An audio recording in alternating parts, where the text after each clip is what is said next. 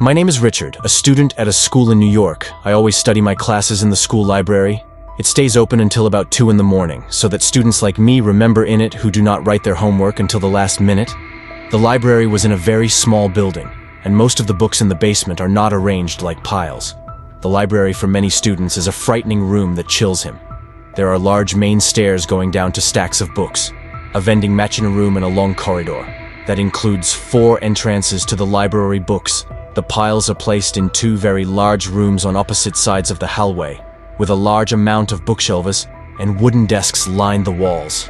And one day it was 11 p.m., and I was writing a research article, and there were piles of books around me studying with them, so I didn't have to keep going upstairs and coming down again. I had been there for 2 hours, and everyone had already left except for a boy who works at the school named Michael. I was too busy to finish my research before the start of the school day at 8 in the morning, so I didn't have much time, and I was feeling kind of scared. So I was really worried when I heard someone leafing through the pages of the book very quickly with a loud noise, and he was on the other side of the room. I kind of ignored it for a while, thinking that he was going to go away, but he kept doing this.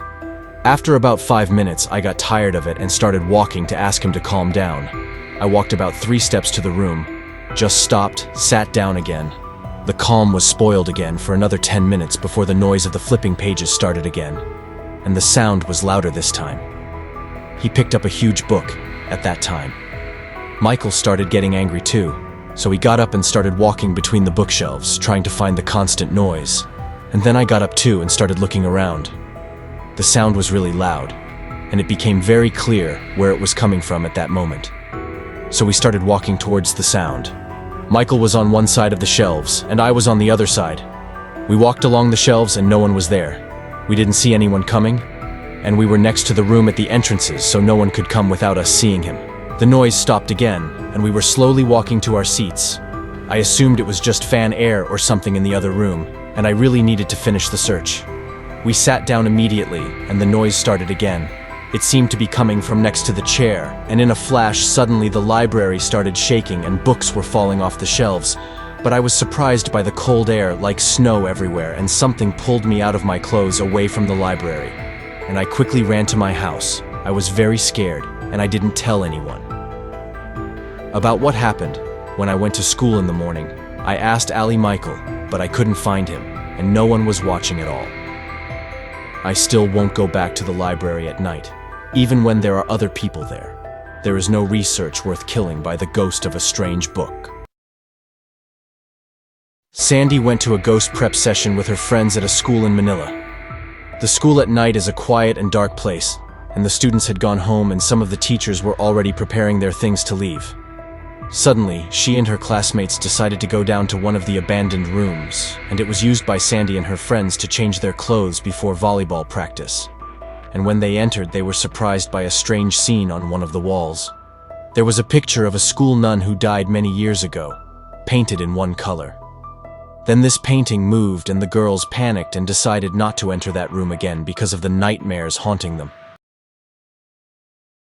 Real stories of a busy biochemistry laboratory in one of the schools in the Nueva Ecija area, which turns at night at 6 in the evening into a terrifying place, and no one believed in the terrifying myths spread before. But it was different when the school students were the ones who experienced something terrifying. Some students say that they saw a headless man lurking around the laboratory starting at 6 p.m. during that. Some see a child, and when students pass the laboratory, they see this child playing or crying. And it is said that the laboratory is home to this spirit for this reason, and students are more careful when they feel that they are present and say hello, as if they know that he is right next to them. Students say that a person died there even before the school was built, and the child is completely harmless. But students still avoid being alone in the area when the clock strikes 6. Life in high school is crazy, but the hero of the story is probably even crazier because of his school in Bicol. Unsurprisingly, one of the most popular horror legends is that the school was a cemetery in the past. This seemed like a strange and funny rumor until actual graves were seen in the library and playground. During the review break, Dean went to play bang sack with friends next to one of the school buildings. The place was limited to most of the students, so a few people were passing by. And then the students discovered that there was a terrifying room inside, so they went to hide in it. Diang came in with some of his friends and there was a huge painting of a lady. When they looked in the mirror, they saw a reflection of the image that actually moved her eyes. Just when they thought they had seen the last thing that happened, Diang and his friends had another encounter while camping at the school. At 10 p.m., when all the students were gathered, they saw the shadows of children running on the second floor. Hence, this school became a very terrifying place. An old story about a high school that was inside an abandoned building, where many believed that a student had died in it a long time ago. That's why it was forced to shut down more than 30 years ago. New buildings were built in front of it, and some rooms remained open in this abandoned building. Although they are closed, students must pass through a secret passage to be able to enter or approach the building. Students who try to do this face some kind of surprise. One of the rooms near the secret passage was considered to be the computer lab of the high school.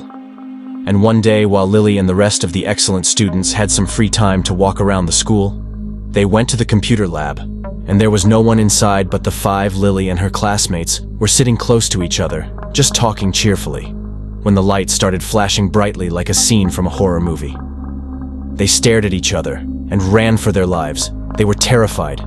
They even contacted the maintenance staff to check for a malfunction, but there was none. And some teachers refused to believe the story, but some also shared that they had seen computers running on their own, watching the shadows of a child running around the laboratory for fear of something